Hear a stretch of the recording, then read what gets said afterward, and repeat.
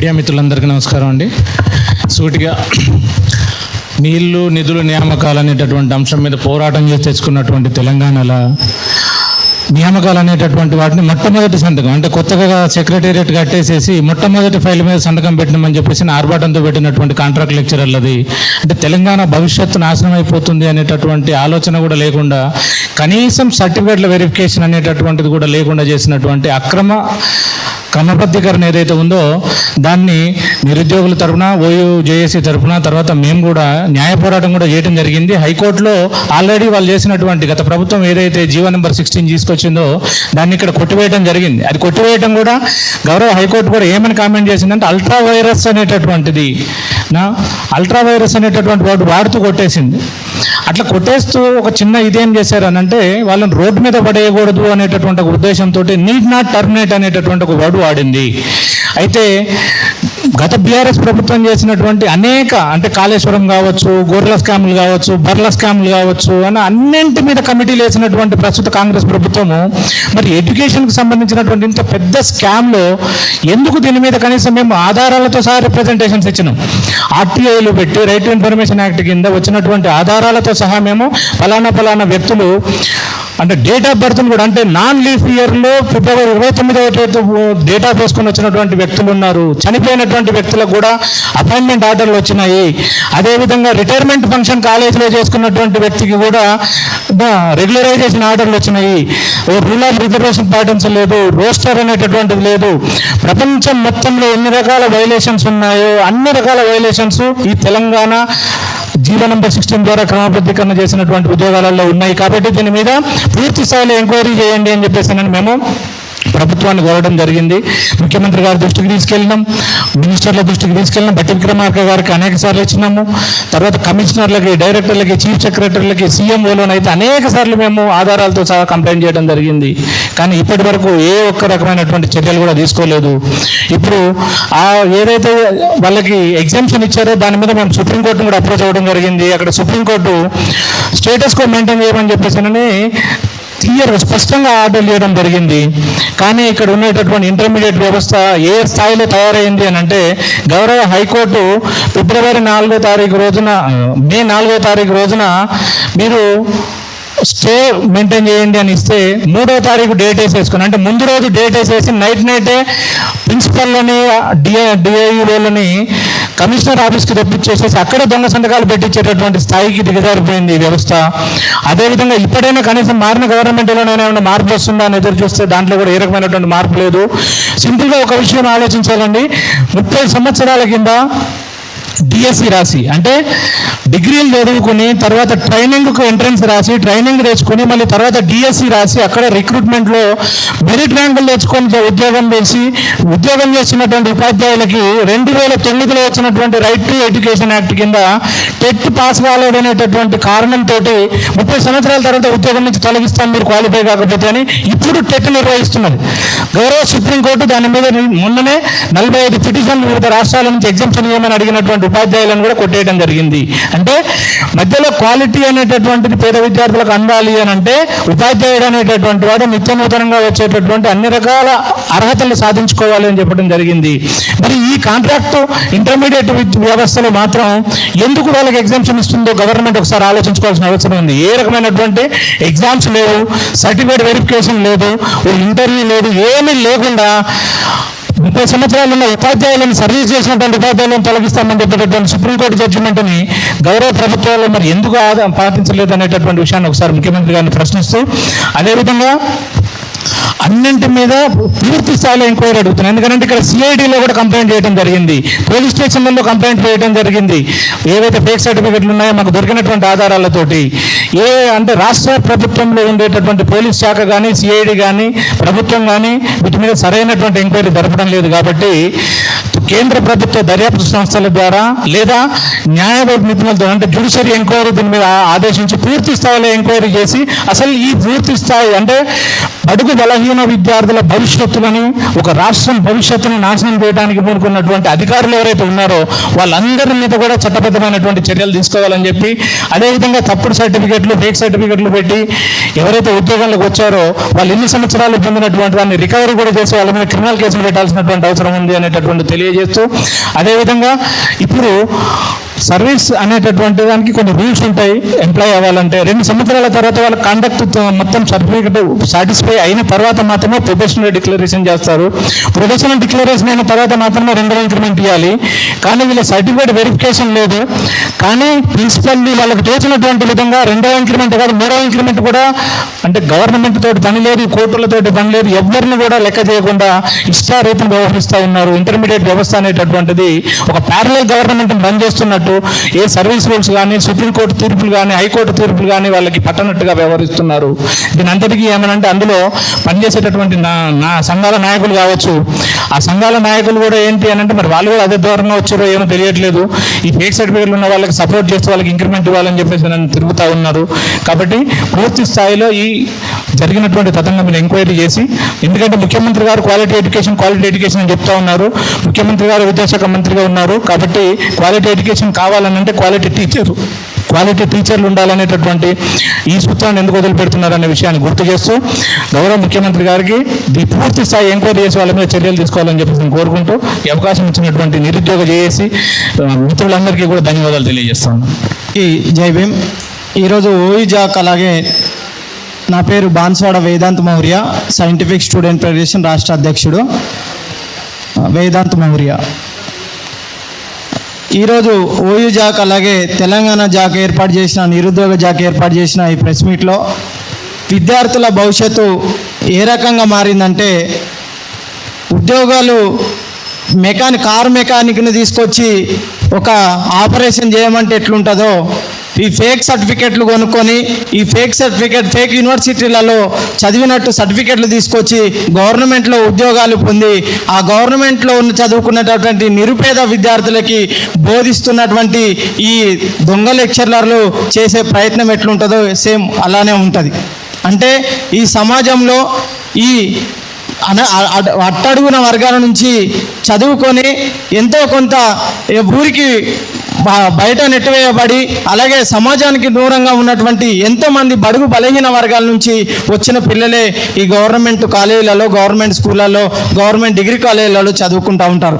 అంటే వాళ్ళకు అరవకొర సదుపాయాలు ఉన్నటువంటి కాలేజీలలో అయినా పర్లేదు, గవర్నమెంట్ అయితే మేము ఫీజులు కట్టుకోలేదు, మా అమ్మాయి కూలీ నాలి చేస్తే తప్ప మేము ఈ చదువుకోలేని పరిస్థితిలో ఉన్నామని కొంతమంది విద్యార్థులు అయితే చదువుకుంటూ ఉంటూ క్యాటరింగ్లు చేస్తూ, అలాగే పార్ట్ టైం జాబులు చేస్తూ ఉద్యోగాన్ని ఎట్లాగైనా సరే సంపాదించాలని కోచింగ్ సెంటర్లలో, అలాగే లైబ్రరీలలో సంవత్సరాల కొద్ది చదువుకొని ఉద్యోగం సంపాదించాలని చెప్పేసి కసితోటి వస్తే, వీళ్ళు మాత్రం ఈ కాంట్రాక్ట్ లెక్చరర్లోనే లేకపోతే దొంగ సర్టిఫికెట్లు పెట్టినటువంటి వాళ్ళని వీళ్ళు డబ్బులు అమ్ముడుపోయి, లేకపోతే అధికారం ఉంది కదా వడ్డీ చవాడు ఎవడైతే ఉంటాడో వాడు మనవాడైతే వానికి మొక్క పడుతుంది అన్నట్టు, వీళ్ళు మాత్రమే అధికారంలో మేమున్నాం, మమ్మల్ని ఎవడేం చేస్తాడు అన్నట్టు గత ప్రభుత్వం చేస్తే, మరి ఇప్పుడున్నటువంటి ప్రభుత్వం ముఖ్యమంత్రి రేవంత్ రెడ్డి గారు మీరే కదా విద్యాశాఖ మంత్రి, మరి మీరు ఏ గాడిది పళ్ళు అమ్ముతున్నారని చెప్పేసి మేము ఓయిజాకు తరఫున ఈ తెలంగాణ నిరుద్యోగ జేఏసీ పక్షాన మిమ్మల్ని అడుగుతా ఉన్నాం. ఎందుకంటే వాడు చేసినోడు తప్పు చేసిండు, అది మీకు తెలుసు. మీకు రిట్లు చేయడం జరిగింది, అలాగే మీకు కంప్లైంట్లు చేయడం జరిగింది, విద్యాశాఖకి ఇవ్వడం జరిగింది.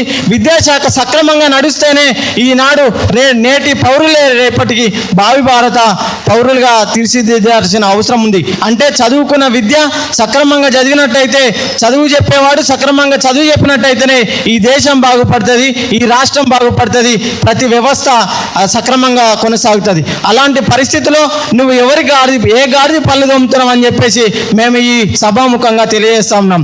కాబట్టి ఇక్కడైనా చిత్తశుద్ధితోటి నువ్వు జరిగినటువంటి ఏ అయితే తప్పిదాలు ఉన్నాయో ఆ తప్పిదాలు వాటిని రెక్టిఫై చేస్తూ నువ్వు వాటిని దొంగ సర్టిఫికెట్లతో అయితే ఎవరైతే వచ్చిర్రో, ఎవరైతే ఫేక్ సర్టిఫికెట్లతో అయితే ఎవరైతే వచ్చిర్రో వాళ్ళని నిర్దాక్షిణ్యంగా తీసేసి నీ చిత్తశుద్ధిని నువ్వు చూపించుకోవాలని, లేని ఎడల మేము ఈ తెలంగాణ కొట్లాడి తెచ్చుకున్న తెలంగాణ, విద్యార్థులు లేని ఈ తెలంగాణ రాలేదు.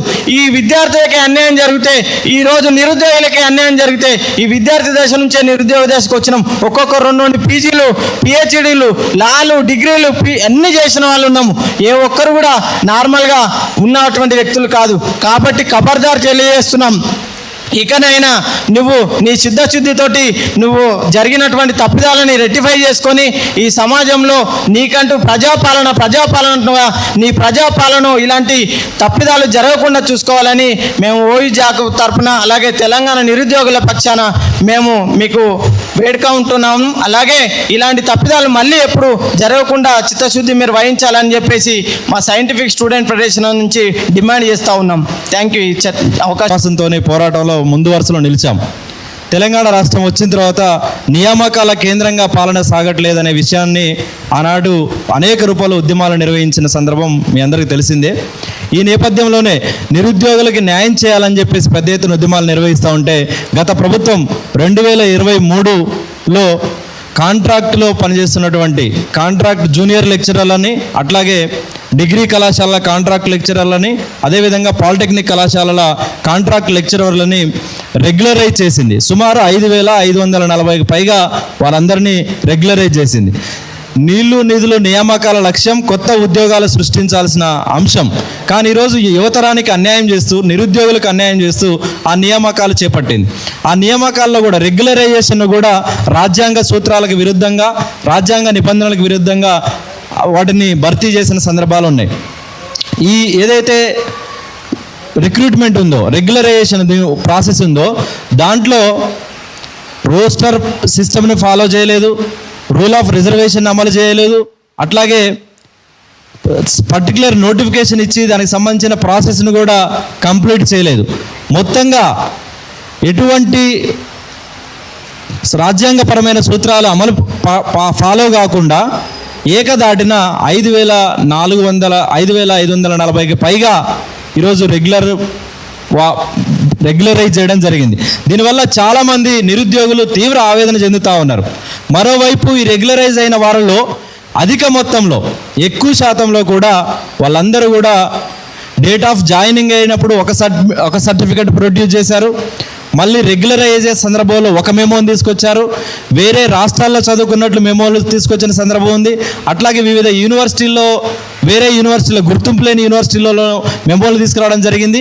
వీటన్నిటిని అంటే వాళ్ళు జాయిన్ అయినప్పుడు ఒక మెమోని ప్రొడ్యూస్ చేశారు, వాళ్ళు ఇప్పుడు రెగ్యులరైజ్ అయ్యేటప్పుడు ఒక మెమోని ప్రొడ్యూస్ చేశారు. అదేవిధంగా గతంలో ఒక పాస్ పర్సంటేజ్ ఉంది, మళ్ళీ ఇప్పుడు ఒక పాస్ పర్సంటేజ్ ఉంది. అంటే మొత్తంగా ఫేక్ సర్టిఫికెట్లతోని, తప్పుడు ధృవీకరణ పత్రాలతోని చాలామంది ఈ ప్రాసెస్లో రెగ్యులరైజ్ అయ్యారు. ఈ రెగ్యులరైజ్ చేయడం కోసం ఆనాటి ఇంటర్మీడియట్ అధికారులు కూడా పరోక్షంగా చేతివాటం చూసి వాళ్ళకి రెగ్యులరైజ్ చేశారా అనే అనుమానాలు కూడా ఈరోజు యువతరంలో కలుగుతూ ఉంది. అందుకే ఈరోజు ఉస్మానియా యూనివర్సిటీ విద్యార్థులుగా, నిరుద్యోగ జేఏసీ విద్యార్థి నాయకులుగా, నిరుద్యోగ జేఏసీ నాయకులుగా, ఓయిజేక్ నాయకులుగా మేము డిమాండ్ చేస్తూ ఉన్నాం. ఈ మొత్తం నియామకాల పద్ధతి ఏదైతుందో, ఈ రెగ్యులరైజేషన్ పద్ధతి ఏదైతుందో, ఇది రాజ్యాంగ స్ఫూర్తికి విరుద్ధంగా జరిగింది. నిరుద్యోగ జీవితాల్లో మట్టి కొట్టే విధంగా ఈ వ్యవహారం జరిగింది. కాబట్టి తక్షణమే ఈ ఏదైతే రెగ్యులరైజేషన్ చేశారో వీటన్నిటిని రద్దు చేయాలని మేము డిమాండ్ చేస్తూ ఉన్నాం. అదే సందర్భంలో ఎవరైతే చేతివాటం చూపి తప్పుడు పద్ధతుల్లో బ్యాక్డోర్ ఎంట్రీ ద్వారా ఉద్యోగాల రెగ్యులరైజ్ చేశారో వాళ్ళ మీద దర్యాప్తు చేసి చట్టపరమైన చర్యలు కూడా మేము తీసుకోవాలని డిమాండ్ చేస్తూ ఉన్నాం. అదే సందర్భంలో ఈ 5,540కి సంబంధించిన పోస్టులు ఏవైతే ఉన్నాయో వీటిని ఒక నోటిఫికేషన్ ద్వారా ప్రత్యేకంగా భర్తీ చేయాల్సిన అవసరం ఉంటుంది.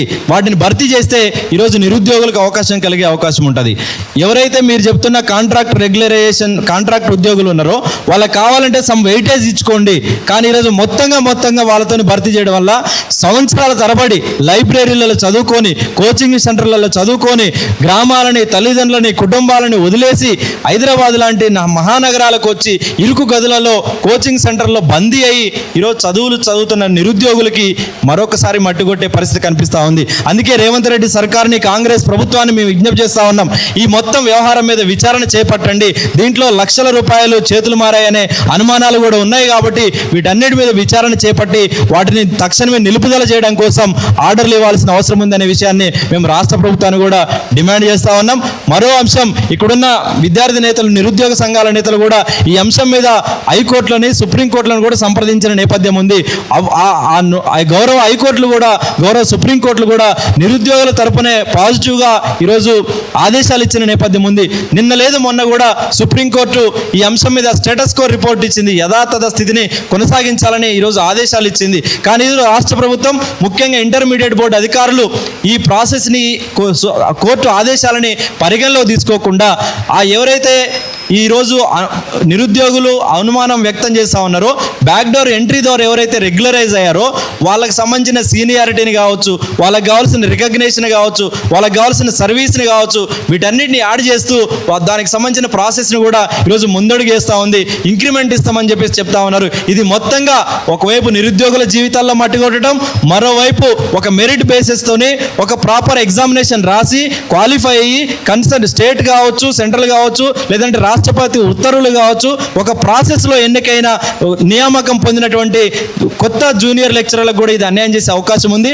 అందుకే ఈ మొత్తం వ్యవహారం మీద విచారణ చేపట్టాలి, ఈ ప్రాసెస్ని రద్దు చేయాలి, ఈ ప్రక్రియని రద్దు చేయాలి, నిరుద్యోగులకు అవకాశం కల్పిస్తూ మళ్ళీ కొత్త ఉద్యోగాల నోటిఫికేషన్ను వీటిని విడుదల చేయాలని మేము డిమాండ్ చేస్తూ ఉన్నాం. లేని ఎడల రేపు రాబోయే కాలంలో పెద్ద ఎత్తున దశల వారీగా ఈ నిరుద్యోగ సమస్య పరిష్కారం కోసం, నిరుద్యోగులకు న్యాయం చేయగలిగే వరకు అక్రమ పద్ధతిలో ఏదైతే జూనియర్ లెక్చరర్స్ని రెగ్యులరైజ్ చేశారో, అక్రమ పద్ధతిలో ఏదైతే కాంట్రాక్ట్ డిగ్రీ లెక్చరర్స్ని రెగ్యులరైజ్ చేశారో, అక్రమ పద్ధతిలో ఏదైతే కాంట్రాక్ట్ పాలిటెక్నిక్ లెక్చరర్స్ని రెగ్యులరైజ్ చేశారో, ఈ మొత్తం రెగ్యులరైజ్ చేసిన వాటన్నిటి మీద కూడా రద్దు చేసి కొత్త నోటిఫికేషన్ ఇచ్చే వరకు మా పోరాటం కొనసాగుతుందనే విషయాన్ని ఈ సందర్భంగా గుర్తు చేస్తా ఉన్నాం. రేవంత్ రెడ్డి గారు కూడా మేము విజ్ఞప్తి చేస్తా ఉన్నాం, పదే పదే మేము ఉద్యోగాలు ఇచ్చామని మీరు ప్రకటనలు చేయడం కాదు, క్షేత్రస్థాయిలో ఉద్యోగాల భర్తీలు జరుగుతున్న అవకతవకల మీద మీరు విచారణ చేయాల్సిన అవసరం ఉంది. ఈ అవకతవకల మీద ప్రత్యేక దృష్టి కేంద్రీకరించాల్సిన అవసరం ఉంది.